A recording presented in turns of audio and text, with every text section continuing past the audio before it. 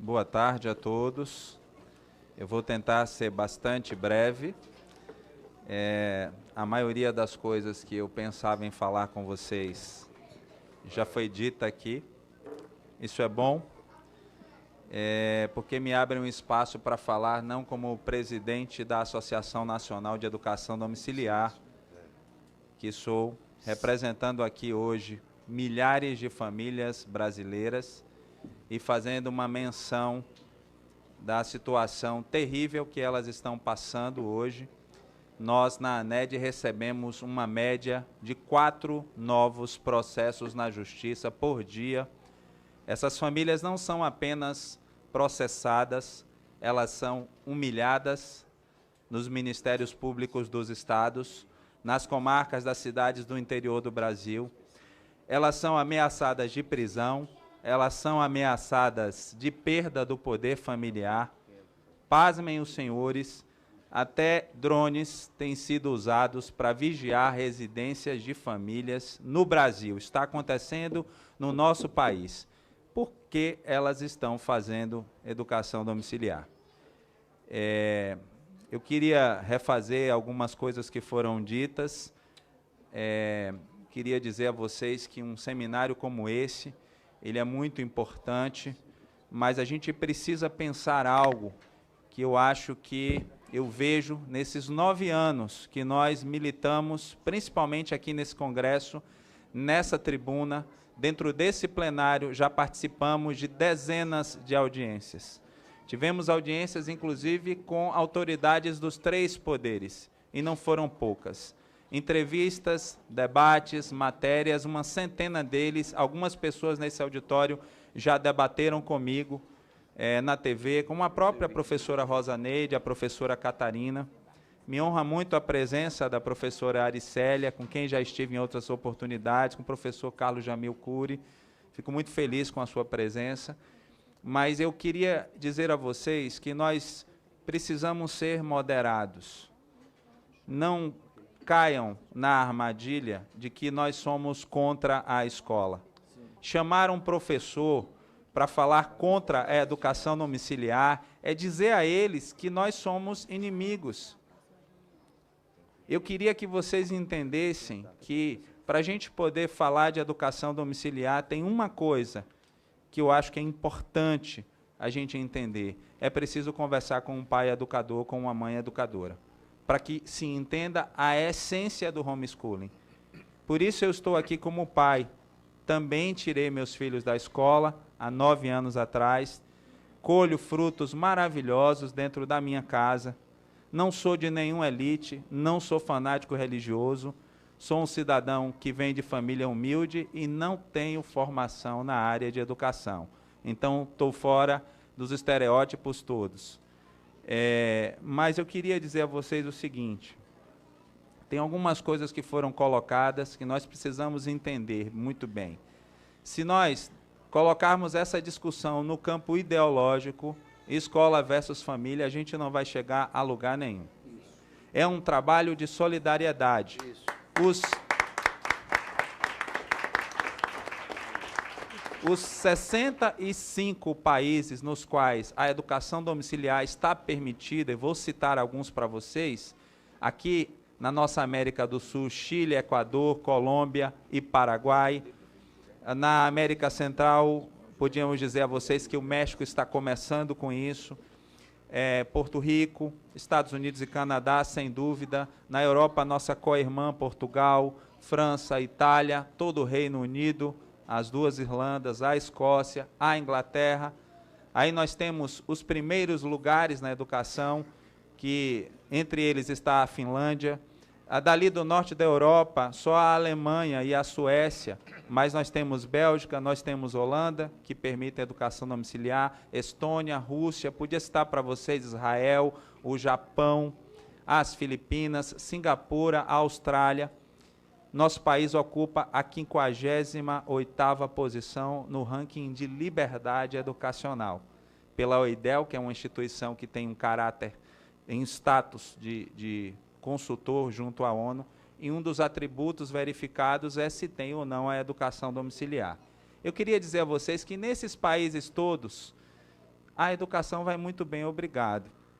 Lamentavelmente para nós, estamos atrás deles. Nenhum desses pais aqui, que eu conheço, praticamente todos, frequentei a casa de alguns, conheço famílias pelo Brasil inteiro, nenhum deles está satisfeito com o modelo educacional do nosso país. Nenhum deles está satisfeito com o que a escola se tornou, e nosso objetivo aqui não é trazer isso. Não somos inimigos de vocês, e não sejam nossos inimigos.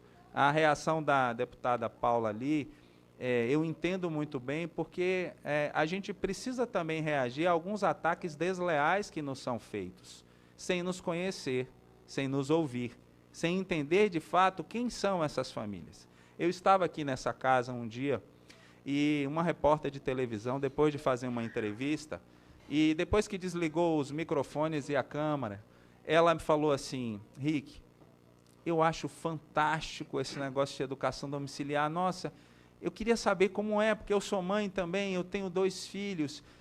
Me fala, eu trabalho 12 horas por dia e meu marido 14. Como é que eu faço? Eu falei, bom, se você conseguir essa mágica, você me diz como é que você faz, e para eu poder falar com outras famílias sobre isso. E aí ela me disse assim, mas nessa correria nossa, nessa correria que a gente tem de vida, como é que vocês conseguem? Aí vocês precisam entender qual é o perfil das famílias que fazem educação domiciliar. Na educação domiciliar aqui no Brasil, temos famílias que se dizem libertárias, que acreditam que o homeschooling é libertário, famílias que se dizem anarquistas, famílias que se dizem conservadoras de direita, que acham que o homeschooling é um movimento conservador. Então há uma diversidade muito grande. Se vocês olharem a estatística e vocês encontrarem mais famílias cristãs, de confissão católica ou evangélica, é porque ela segue exatamente a estatística do nosso país, que tem maioria cristã, católica ou evangélica. Não porque esse seja um movimento religioso ou um movimento fanático. Então, nós precisamos desmistificar algumas coisas, senão vamos ficar com uma discussão infrutífera e, me perdoem, estúpida, porque não vai nos levar a lugar nenhum. É fato que a educação domiciliar no Brasil é um movimento consolidado. E pode ser que muitos aqui estejam num primeiro debate, eu devo estar no 100º. Só de projetos de lei nessa casa, desde 1994, nós temos projetos de lei aqui. Então, são acho que 12 ou 13 projetos de lei, mais uma PEC, a PEC 444, de autoria do deputado federal, na época, o deputado Wilson Pickler, do Paraná. Mas nenhum desses projetos foi rejeitado. Tá certo, nenhum foi votado.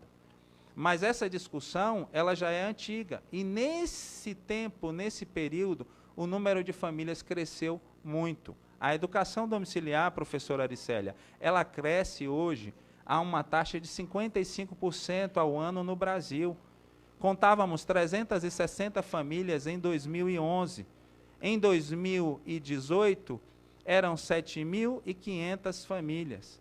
Um crescimento de 2.089%, podem fazer a conta se vocês quiserem. É um crescimento assustador. E hoje, muitas dessas famílias estão num limbo jurídico.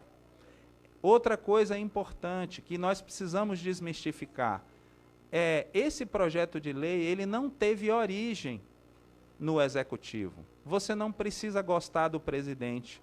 É um direito seu não gostar do presidente, não gostar dos ministros, não tem problema. A gente está dentro de um Estado democrático de direito.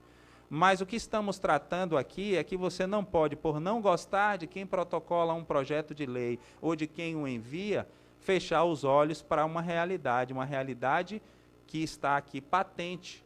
Aqui tem uma série de famílias educadoras que vieram aqui muitas vezes também se arriscando.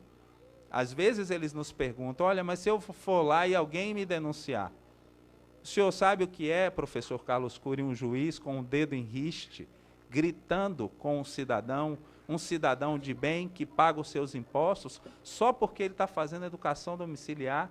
Aí ele telefona para a ANED e fala assim, olha, eu passo pela rua e tem uma criança num semáforo cheirando cola, se prostituindo, se drogando, e os pais dela não são incomodados. Então, nós precisamos abrir nossos olhos para uma realidade que está aqui. Se pensarmos que por causa de famílias que não são protetivas, nós não vamos então dar a elas o direito, seria o mesmo, senhores, que eu tirasse as carteiras de habilitação de vocês e não dessem carteira de habilitação para mais ninguém. Afinal de contas, tem pessoas que dirigem bêbadas, causam acidentes e matam. Então não vamos dar habilitação para ninguém dirigir. Eu quero dizer a vocês que as famílias não protetivas não se interessam pelo homeschooling. Homeschool dá trabalho. Os pais que estão aqui, que estão me assistindo, sabem. A resposta que eu dei para essa repórter foi: o perfil das famílias não é religioso, não é cultural, não é social, não é racial. O perfil são famílias que decidiram, que apostaram todas as suas fichas em participar efetivamente da educação dos seus filhos, notadamente essa parte acadêmica que estava a critério da escola. Não são poucos os estudantes de pedagogia que me ligam querendo fazer os seus TCCs, os seus trabalhos de conclusão de curso, as suas teses. Temos várias teses, inclusive de doutorado, algumas, e eles me falam assim: aprendi um Vygotsky, aprendi um Waldorf, aprendi um Piaget que eu não posso aplicar no sistema. Estou muito frustrado. E hoje, há muitos professores que estão fazendo um trabalho de coaching de educação domiciliar, ajudando famílias na elaboração de currículo, na construção de avaliações. Então, o poder do Estado, professora Catarina, ele não será atenuado, porque o Estado vai atuar, o Estado vai ter um registro dessas famílias, o Estado vai fazer as avaliações de ciclo, como estamos propondo, o Estado vai poder supervisionar.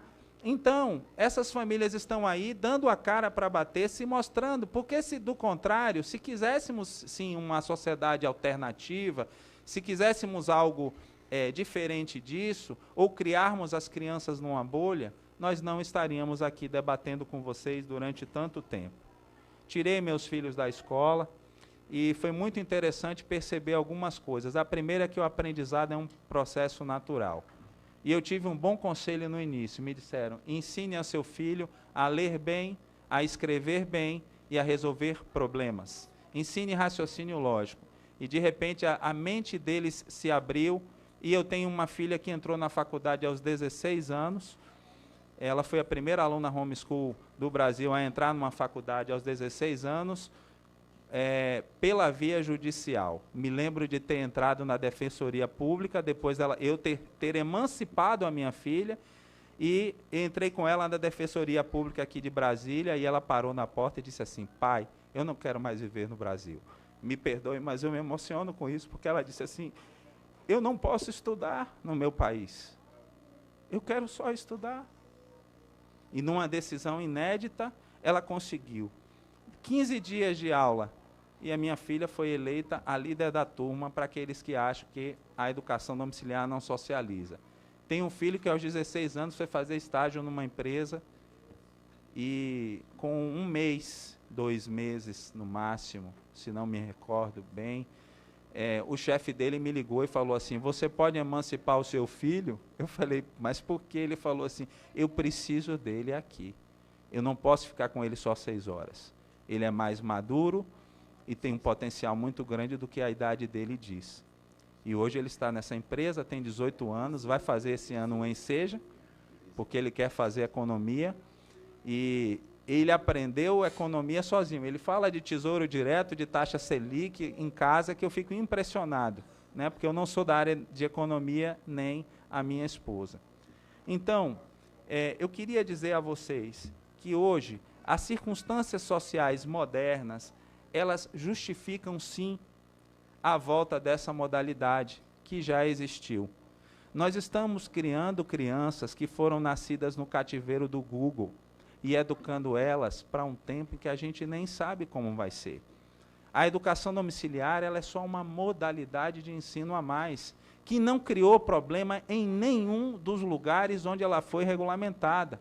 Ela só trouxe coisas boas. Não é à toa que os 10 países que estão ranqueados, melhores ranqueados em educação, todos eles, à exceção da Alemanha, por um motivo específico, todos eles permitem reconhecem ou regulamentam a educação domiciliar.